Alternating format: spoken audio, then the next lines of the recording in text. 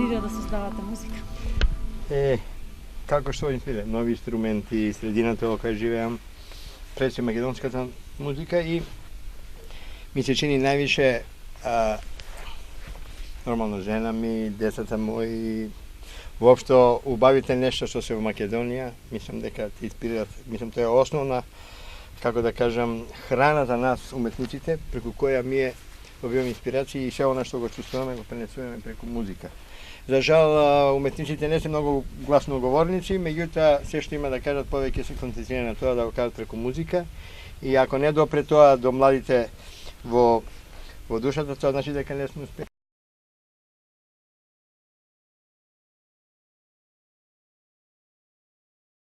Като оваа земја, отколку земјата на вашите предци, од каде што ви Нормално, потеклот? Тоа е вистина, бидејќи затоа што сум 4 генерации одека и не можам другче да се чувствувам. Човек кој се раѓа во едно вакво место, гените му кажува дека тоа е тоа, кај што сте родени, тоа слушате, тоа го презентирате, тоа сте. Значи, да ви кажам нешто, еден македонец кој ќе се роди у Америка, он како се чувствува? Разбирате како се? Он се чувствува амерички, меѓутоа може гените му се од таму сето тоа.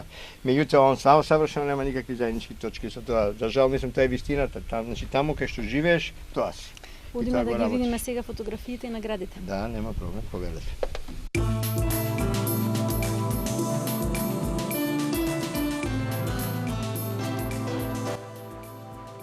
Ноти и ритам. Чиста емоција во музичка хармонија. Повеќе од 45 години на Македонија и на публиката во светот и дарува Гарабет Тавитјан. Предизвикан од нашата љубопитност, тој ни го отвори својот свет. Ни го откри изворот на неговата огромна енергија и значењето на светото тројство без кое човекот е ништо. Семејството, татковината и уметноста. Роден 53-та во Скопје, на 12 годишна возраст ја открива страста кон тапаните. Во 76-та започнува неговото патешествие со најпознатиот македонски рок бенд Леп и Сол, со кој постигнува вртоглав успех. Во 90-та ја основа групата Парамециум.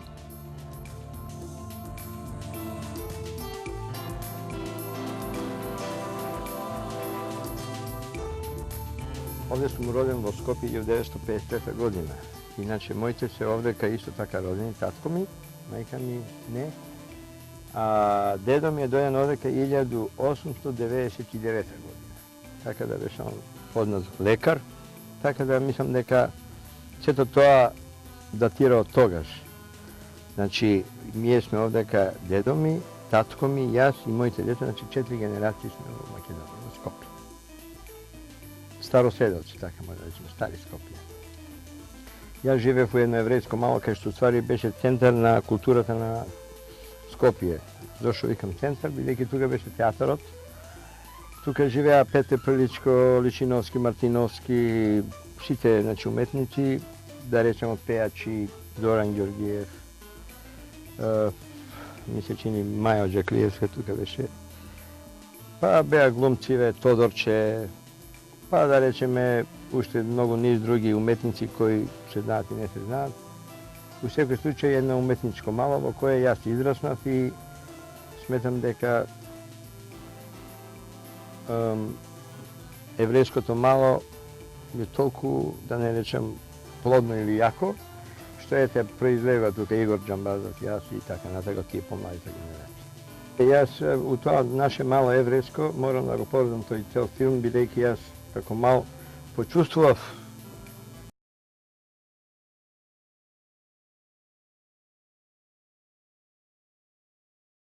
една голема потреба за музика. Ја бев прво гитарист, бидејќи тоа време, као сега се сеќам, беа Битлс и Ролинг Стоунс и Шедлс и па дури нашиве, нели, мора да ги споменеме, значи една шпанска група која чудо невидено у Македонија има шпанска група, нели, Магнифико и така натака. И тогаш гитарите беа многу модерни, тоа секој сакал да свири гитара, меѓутоа јас така се случи ненадено да една група во која свирев, сега се викаше Пламени, значи кои членовите беа Чаче, Чаве, Пеце и јас, и Столе. Така да сето тоа, мислам, беа моите први кораци каде што ја почнав да свирам, почнав да на таа една игранка се некако приклучив кон сето тоа што се случуваше, почнав да свирам на игранки со групата Пламени, па онда беа други групи и така натака. Значи, у секој случај тоа мало, мене многу ми значи, бидејќи јас како мал, како да ви кажам, целото моје детство го поминав така да кажам, пошто ја живеев поред Вардар, значи на Вардар, баш на Вардар, значи тоа беше покрај Вардар, значи игравме фудбал, разни други детски игри, така натака, а пресутно беше тоа што свиревме. И така да тој наш малски бенд кој се викаше Пламени, ми беше како една оскочна доска за сето ова сега што работа.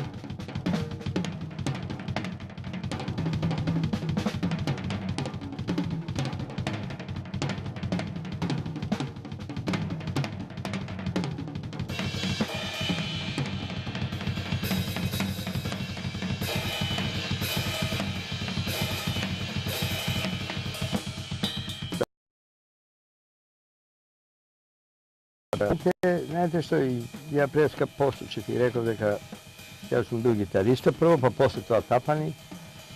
Во мене имаше нека неверојатна енергија преку која јас сум сакал да се изразам и мислам дека можеби тапаните се за мене најадекватен инструмент преку кој ја сето тоа што сум сакал да го кажам, сум го кажал. И преку него сум се експонирал и сметам дека и тапанот е усади еден од најтешките инструменти преку кои можете да кажете многу работи, а сепак мислам дека е една основа за секоја музика. Мислам, без ритмиката не може ништо да се деси. За жал, јас у почетокот моравме ние да скидаме од радија разни Луксембург, вамо тамо слушавме радиостаници и така натака. Пред тоа имавме допир со танцовиот оркестар, со други оркестри светски, Мантовани, да не речем и така натака. Тоа беа актуелни Бал на води и така натака. Естер Вилијамс, као сега се сеќам, сум го гледал неколку пати. Тоа се тие моменти преку кои ние сме имали некаков допир со светот. И тоа се пива во нас и мислам дека у моментот што се случувало во светот, мислам дека ние го имавме тоа. Ние го почувствувавме и не случајно реков дека и тоа магнифико што се десува и така натака. Значи овде у Македонија е еден посебен флуид преку кој уметниците и како, мислам, добро се пласираат во светот.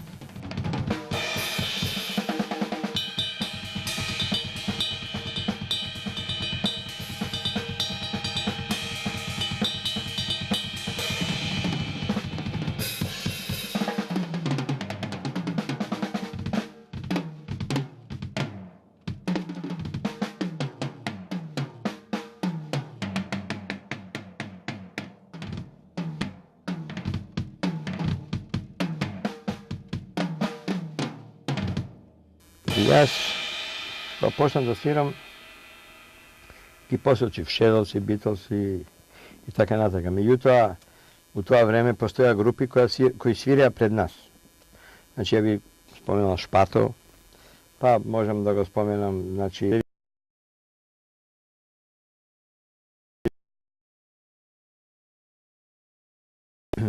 Бата Владен, изврстен бубњар од Ревискиот оркестар. Исто така ми бил Масевски, кој бил исто така одличен бубњар и така натака.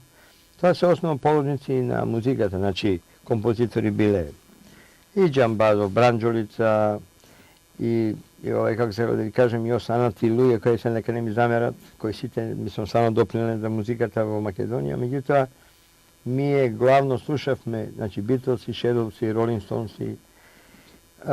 У тоа време се појави нормално Елвис Присли, од секој вид на музика. Значи, сме имале голем спектар, широк спектар за разбирање на каква музика требаш да слушаш, да не слушаш, мислам, зашто ние све што сме слушале, тоа било, сакали или не, едино нешто што можеш да го чуеш. Значи, не си можел да бираш, да речеме, баш сакам да слушам сега, да речеме, джез или некој рок или не знам што. Сето тоа било селективно на радио пуштано, че од сите жанрови имаше и сето тоа ние го слушавме.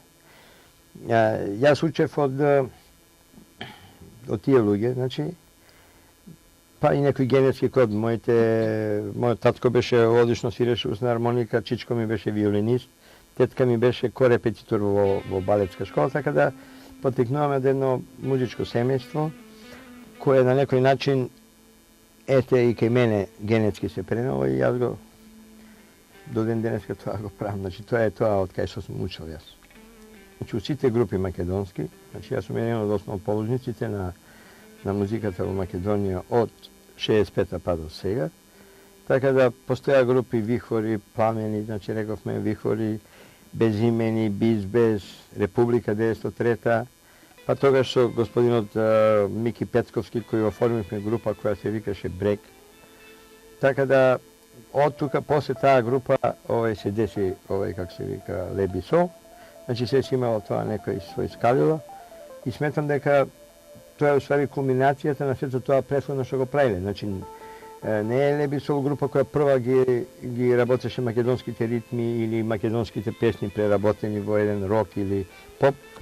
Едноставно дојде времето кога тоа кулминираше со групата Леби Сол, преку која Леби Сол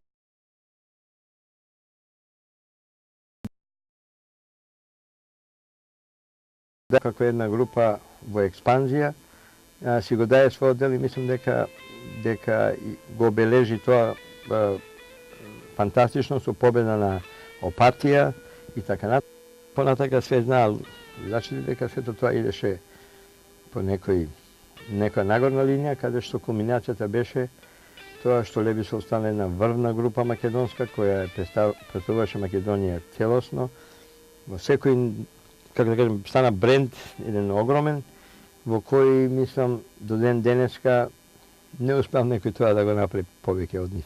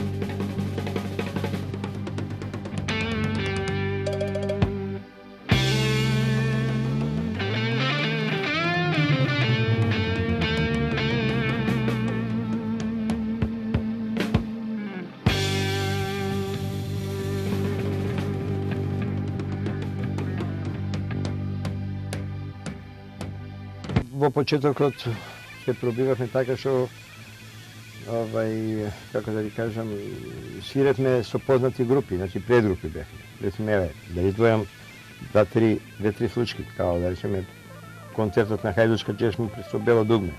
Тоа беше оскошна даска. Пред тоа на Опатија победивме со Абердо Донке. Па тогаш свиревме разни други концерти со други групи. Мислам, тоа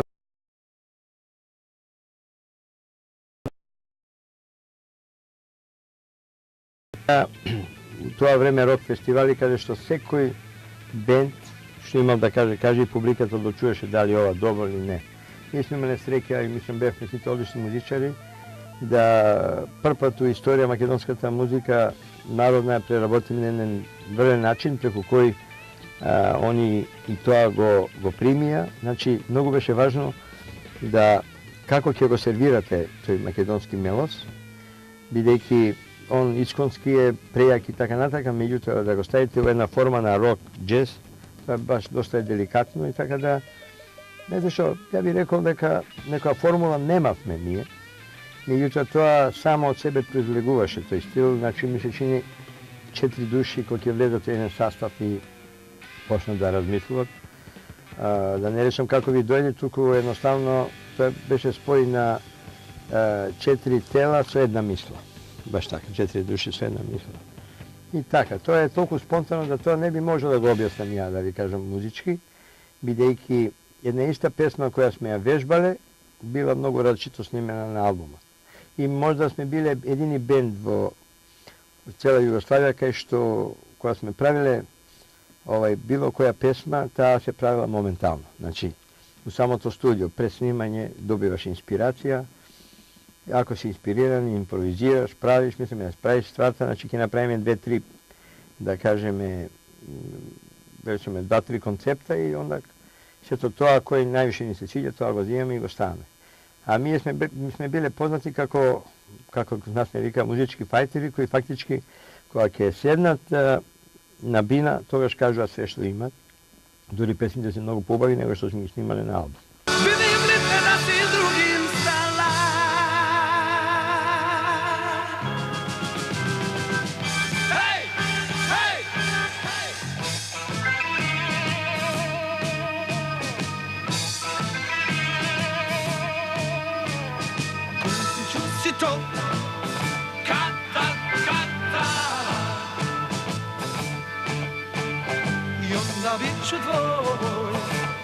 Бело думе се случи 81 година, така да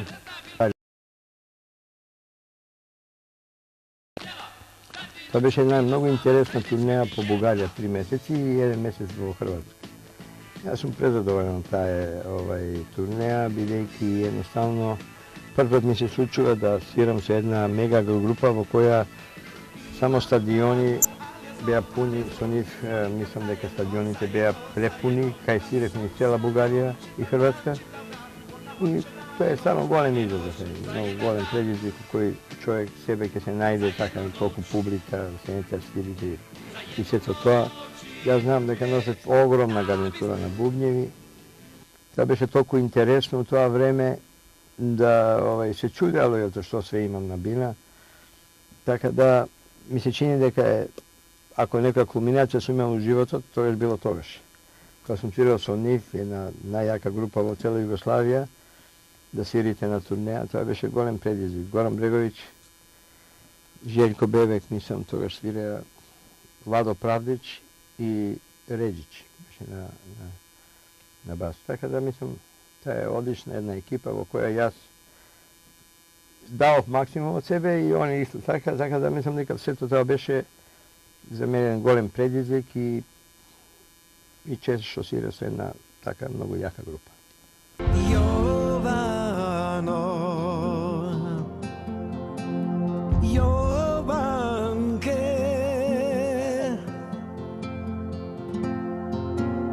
Kraj badarot sediš, moji belo platno beliš dušo, se na gore gledaš. Имавме една друга група која се викаше Излез, кај што свиревме еден дел од Леби Шоу заедно, значи Коки беше со нас, гитариста беше Аријан Дема, од танчевиот оркестар имаше дувачи, значи двојца, тројца, бас свиреше Маротов и така натака, една компилација одлична. И ние тука почнавме и дадовме максимум и каде што бевме на патија и победивме. Исто како Лебичов. Ама за жал не се случи она што се случи со Лебичов заради тоа што ние бевме пренагласени.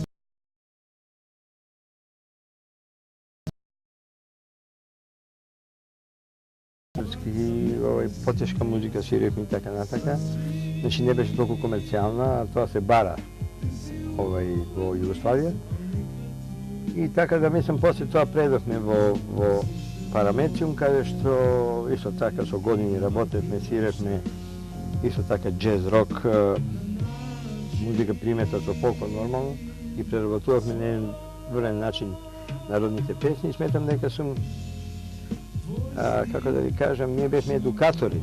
У групата доаѓа разни музичари кои од нас учеа и ние ги оспособувавме да свират и у други групи и сето тоа, значи да влезат во еден филм во кој нормално ако свириш у Параметиум, после немаш проблем да свириш у било која друга група. Бидејќи ми е важно за бенд кој екстремно свири и така.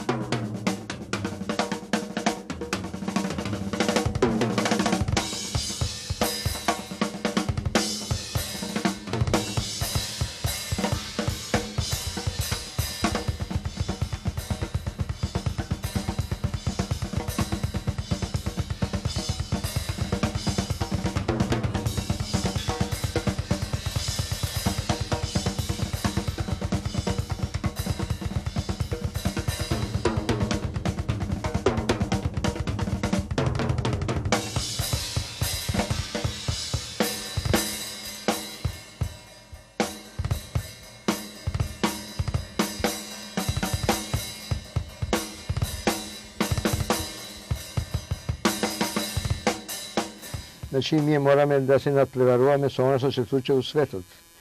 Кај нас нема да поминат нити цеци, тоа сум сигурен, нити ќе поминат тие нови стилови, да нечам сега техно, мехно и така натака, рапој, мапој. Тоа е све во сврха на една забава во која се изманипулира рајата,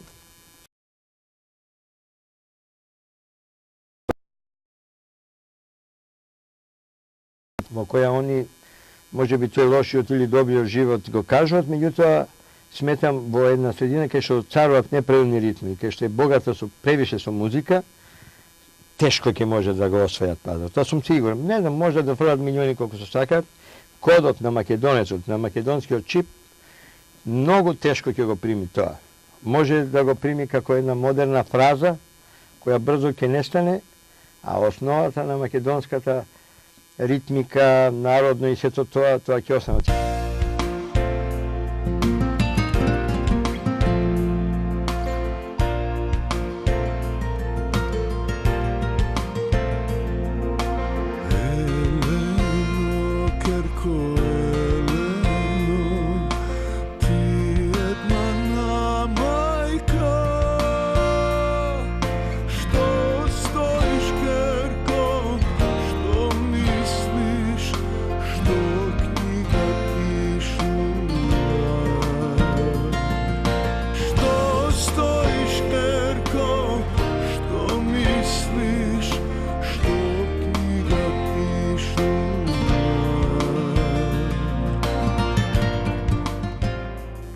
Македонското срце што чука во 7 осмини е ништо друго него македонскиот народ, македонската музика и македонската култура.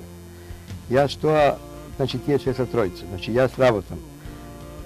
Така ја размислам, значи Македонија, македонска музика и македонец. Тие света тројца беа основниот мотив зашто ние направивме тоа сето тоа. Претходно изложив дека колку имаме песни сето тоа. Меѓутоа, најважно нешто што мислам дека секој млад човек треба да знае, сето тоа што се случуваше, идејата беше да пеачите кои беа на југ простори најбољи, значи кои се смета за врни пејачи, кои едноставно, како да ви кажам, за мојата генерација значеше се, јас успеав да на некој начин им образложам само еден факт, да ги прашам. Што ви значи вас македонската музика? Они преку песната кажа се што значи. Значи секој вложи свој максимум, вложи една голема енергија.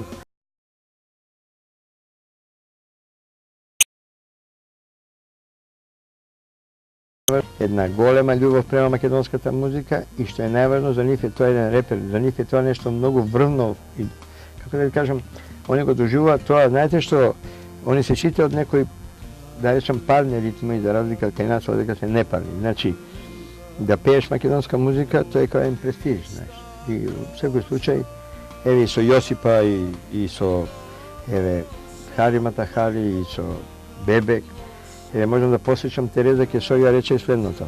Знаете што, кога мене ќе ми дојдат гости, пошто она од Дубровник, вика јас, верујте, не пеам нити хрватска песна, нити да речеме од малвантинскиве песни, исклучиво пеам македонска песна и тоа оваа Калеш Брјанџо, вика Гаро, вика, тоа јас, кој ќе им го отпеам, луѓето се воодушевени од сето тоа што ќе го чујат, бидејќи ние као уметници знаеме што значи македонска музика, колку е вредна и сето тоа, едноставно веројатно дека сето тоа си има еден свој пиедестал, ставивме македонската музика на пиедестал и сето тоа понатака што се случуваше спонтано, ние некевме се да преме не знам какви реклами, заради тоа што самата музика е најголема реклама, мислам, за Македонија. Ја мислам дека овие сите пејачи што отпеа и сега да ги викнам, они ќе дојдат ќе отпеат и не само што ќе отпеат, него од душа.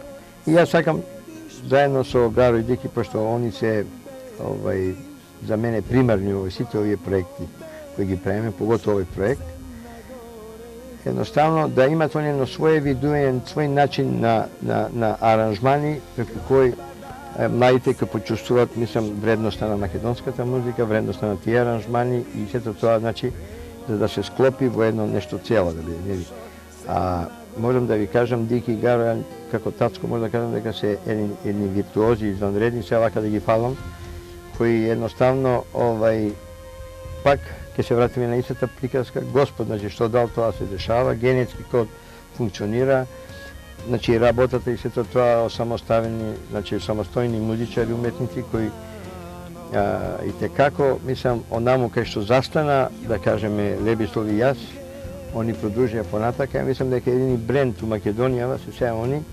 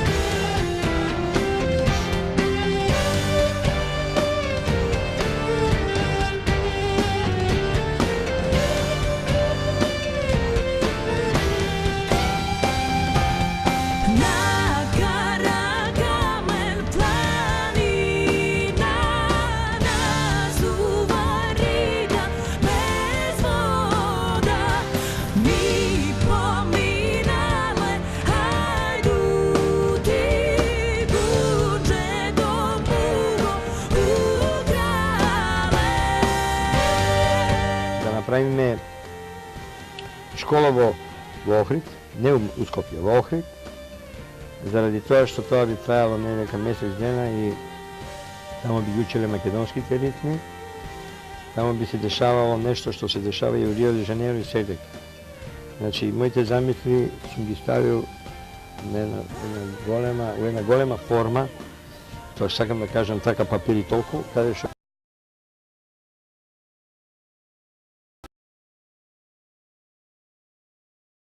тоа треба да се случува таму, значи еве да дам дел од тоа, ја би земал 365 тапанари. Сигурно, да не речам сигурно, сигурно 10.000 учесници би биле. Тоа малце вака звучи грандиозно, али тоа и сакам да се случи. За да му даеме значај на тој македонски ритм како било. Да мислите, у Рио де Жанеиро се случуваат 4/4 слушате, еден 4/4 такт. А кај нас би се слушале и 7/8, и 9/8 и така натака, што сматам дека тие неправилни ритми би дошле до изражај и на некој начин би го обележиле како единствено нешто во светот што се случува.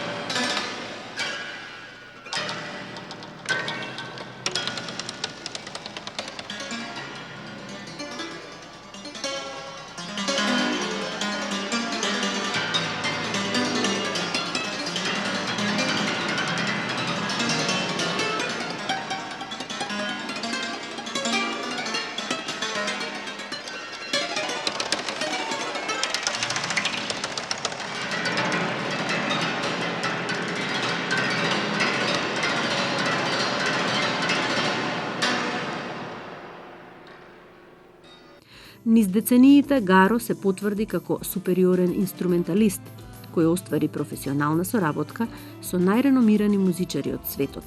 Како композитор и мултиинструменталист, неговата музика се базира на трансформирани фолк мотиви, автентични ритми и импровизации. Гарабет Тавитјан, еден од најпочитуваните музички амбасадори и маестро на тапаните, ги има привилегијата и статусот да биде наречен легенда на Македонија, на Балканот и пошироко. Силата на Гаро не доаѓа единствено од работата и вложениот труд,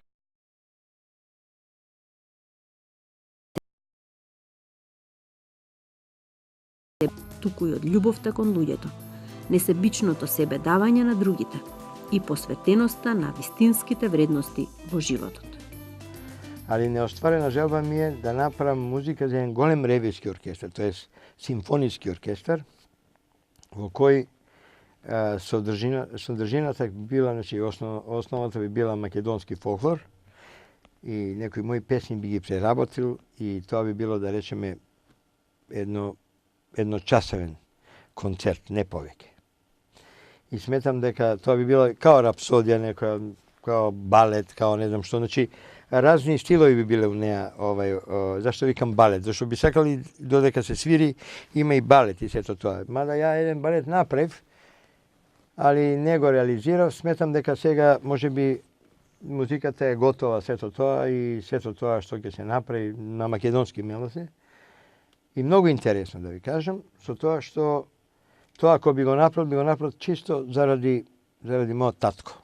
Бидејќи се гради веќе театарот, бидејќи се гради филхармонијата и сето тоа, јас и сепак имам надеж дека можеби една од тие два простора, ово дело што ќе го направам, ќе биде изведено. Мислам, тоа ми е мене една животна цел, каде што едноставно и желбата на татко ми и мојата желба, некако тоа би ме најбогат човек на светот, веруjem да ти кажам. Мислам, ја не сум човек материјалист, меѓутоа ова ме одзима и така натака. А можам еден дел да ви отсвирам, да го чуете како е, бидејќи тоа е она што мислам дека краток дел ќе отсвирам, па ќе видите за што се работи.